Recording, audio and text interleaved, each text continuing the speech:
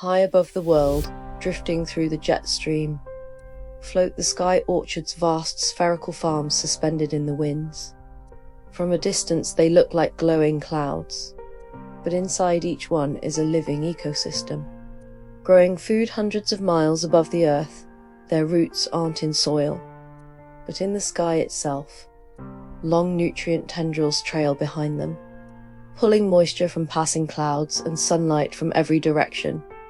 Inside, curved hydroponic chambers glow with bioluminescent panels that mimic dawn and dusk every 6 hours, creating the perfect rhythm for plants that never touch the ground. Hundreds of small autonomous drones drift between the crops, pollinating the orchards with delicate precision. Every part of this floating world is designed to balance itself.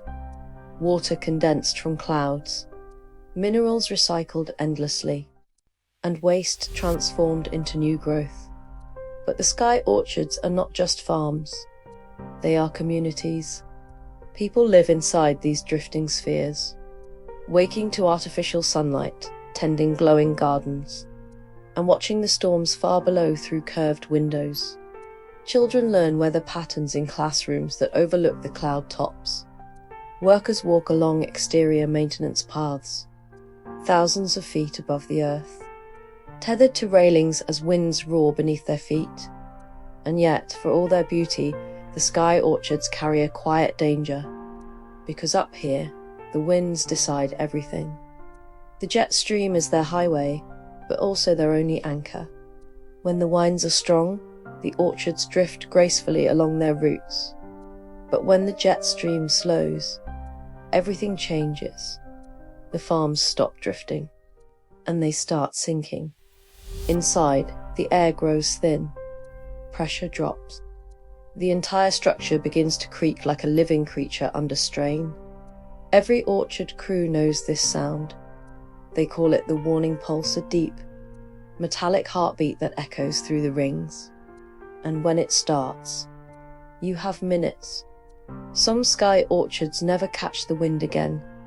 Their lights flicker as they descend into storm belts thousands of miles wide. Lightning swallows them whole. No signal, no survivors. Just a silent sphere vanishing into the thunder. And yet, pilots flying far below occasionally report something strange. On rare nights, deep beneath the cloud line, they see a faint blue glow drifting through the storm layers, like an orchard still alive, still falling, or maybe trying to find its way back to the sky. This is the sky orchard, the farms of the future drifting high above the clouds, feeding the world from the wind, and always one broken gust away from the storm below.